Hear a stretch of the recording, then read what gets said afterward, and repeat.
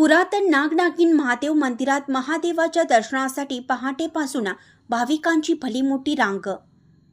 इचलकरंजी येथील थोरात चौक परिसरात विठ्ठल मंदिरालगत असलेल्या पुरातन नागनागिन महादेव मंदिरात महाशिवरात्री निमित्त भाविकांची पहाटेपासूनच मोठी गर्दी उसळली होती। सालाबादप्रमाणे यंदाही मंदिर परिसर भक्तिमय वातावरणाने भारून गेला होता। मळगे पुजारी व त्यांच्या सहकाऱ्यांनी विधिवत पूजा आरती करून पहाटेपासूनच मंदिर भाविकांसाठी खुलं केलं। आकर्षक व भव्य मंडप, सुंदर रांगोळ्या तसेच कपाळी महादेवाचा गंध लावणारी लहान मुलं यामुळे वातावरण अधिकच मंगलमय झालं होतं। हर हर महादेवाच्या जयघोषात भाविकांनी शांततेत दर्शन घेतलं। महाशिवरात्री निमित्त भाविकांनी पिंडीवर पाणी, दूध, बेलपत्र, फुले अर्पण करत भक्तिभाव व्यक्त केला।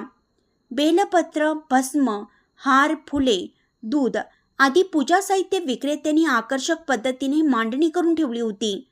या मंदिराचं वैशिष्ट्य म्हणजे येथे नागनागिन महादेवाबरोबरच स्वामी समर्थांचीही दैनंदिन पूजा आरती केली जाते। त्यामुळे परिसरातील महिला, वयोवृद्ध तसेच युवक मोठ्या श्रद्धेने येथे दर्शनासाठी येत असतात। आमच्या मुलाबाळांना सुखी ठेव, उदंड आयुष्य दे अशी प्रार्थना भाविकांकडून असे अनेक म्हणणे देवाकडे मांडत असतात। महाशिवरात्री दिवशी मंदिर समितीकडून योग्य नियोजन करण्यात आले होते। उपवासाचे साहित्यही भाविकांना वाटप करण्यात आलं। दुसऱ्या दिवशी आयोजित महाप्रसादाचा लाभ हजारो भाविकांनी घेतला। वस्त्रनगरी म्हणून ओळखल्या जाणाऱ्या इचलकरंजीतील सर्वच महादेव मंदिरामध्ये महाशिवरात्री निमित्त मोठ्या प्रमाणात दर्शनासाठी गर्दी झाली होती।